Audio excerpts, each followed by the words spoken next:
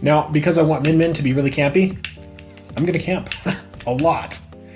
The raid boss Min Min amiibo is probably the most unique raid boss out there. Despite all of the AI flaws that we talked about in the raid boss video, this amiibo might actually be the hardest one to beat ever, depending on how well you train it. Before I demonstrate the training, let's run down the types of raid boss amiibo that Min Min would most reasonably fit into. Puzzle amiibo often make good use of easier perfect shield, hyper smash attacks, and easier dodging. This all depends on the type of puzzle you want to go for, of course. Most attrition amiibo start by maxing out their defense stat first, and then taking a little bit away using a different attack spirit. The most common for this is the absolutely safe capsule.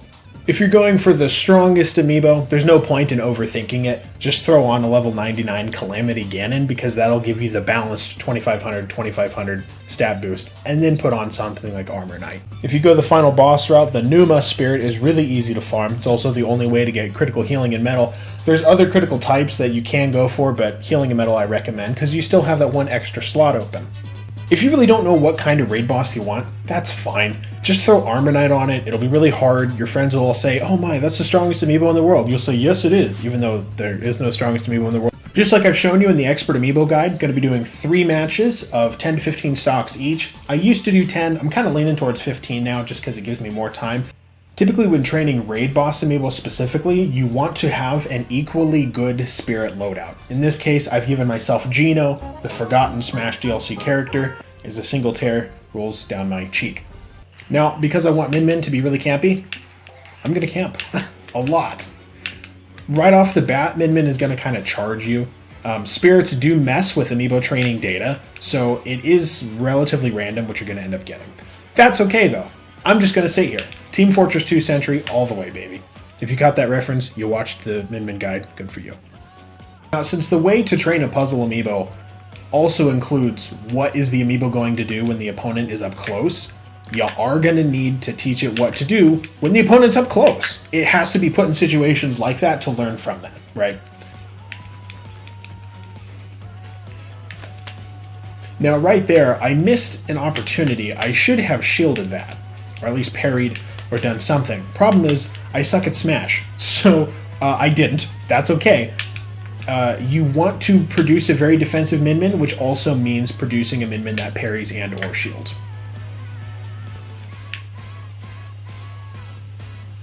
In this case, I'm punishing this Min Min a lot for shielding, which I probably ought to not be doing. But you know what? Screw it. Let's see how it works out. I actually don't know. Like, I've never punished a Min Min this much for shielding, so we're going to try it. Amiibo's about experimentation as well. Like, you can have the strongest raid boss in the world and everyone can be like, oh wow, that's so amazing, but you know, it really just comes down to spirits. But the fun of it, the fun of Amiibo actually comes down to experimenting with what works and what doesn't. You know what I'm saying? So that's 2 times now. I don't think I have the other one on camera, but that's 2 times now that the Amiibo has parried on its own. I haven't parried anything. This is one of those examples where spirits fill in Amiibo training data before you actually train the sucker, right? Because right at level 1, I started giving her spirits. Something in the spirits I gave her altered her shield value to make it so that she could reasonably parry. Now, low-level Amiibo also parry on their own sometimes, but she's parrying a lot more than a low-level one typically would for one that's never been taught to parry. One thing I'm going to do now that I'm on the second match, I'm going to let her hit me. So I've been sedentary the whole first match, haven't really moved very much, been very defensive, right?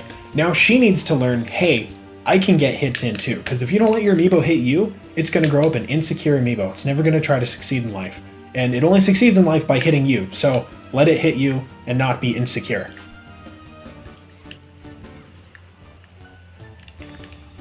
You'll notice, by the way, when I was recovering just now, I didn't jump.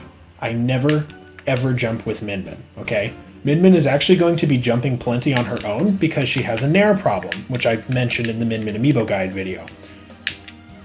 So the thing to remember when you're training Raid Boss Amiibo is that, you know, being Amiibo Doctor, people kind of assume that I am the correct objective opinion on Amiibo.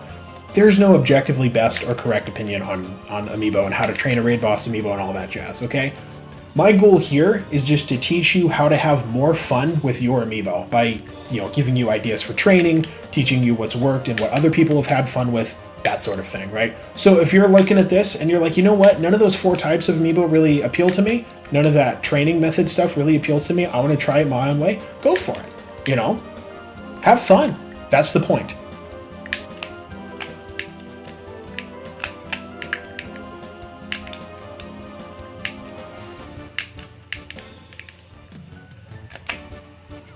Now, one of Min Min's better options is her grab, right? You'll see her Dragon Fire arm start to burn a little bit, right? Okay, let me zoom in on this. You see this right here? The fire? After throwing an opponent for the next 20 seconds, Min Min has increased attack boost, right?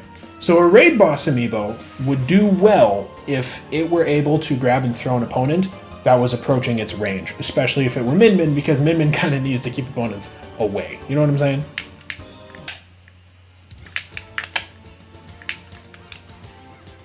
Thus far, I think this Amiibo kind of got it down. I'm not moving much, she's not moving much, and she's just throwing out attacks. That's what I had in mind when I was thinking of how am I going to train this sucker as a puzzle Amiibo. It works. Now I just have to not mess it up.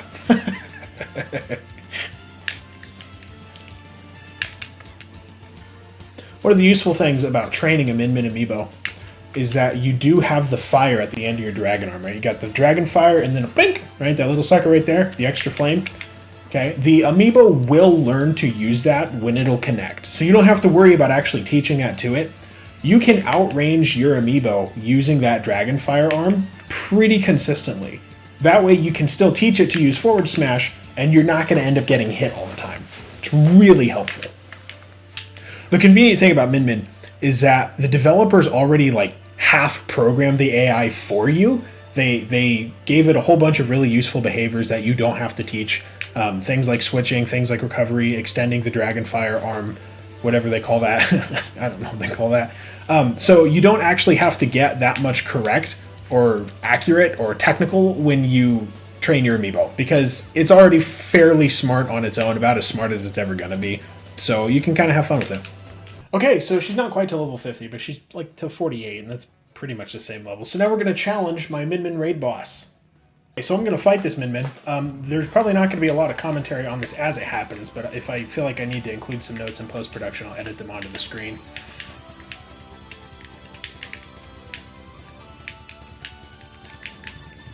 So one of the best ways to beat Min Min in general, but also any raid boss, is going for horizontal Gimp.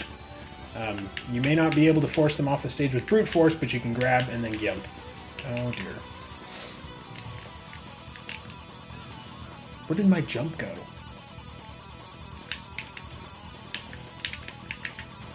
There you go.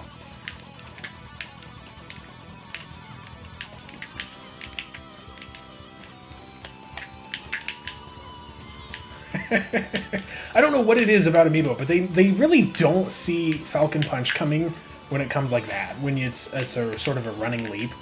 That is actually an issue with AI. They have problems with other smash attacks too, like Bowser's forward smash is a good example. Moving hitboxes, or moving hitboxes that aren't like coming yet, they just don't know how to deal with.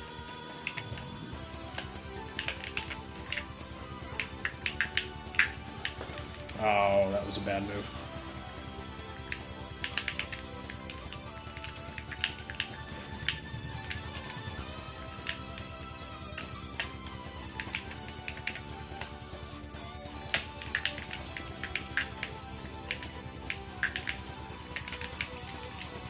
See, there's my jump. I was wondering where it was.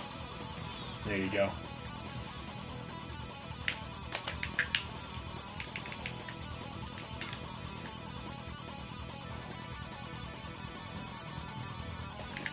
I'm just trying to see what she's going to do. Okay, up tilt. I was expecting an up smash, but that works.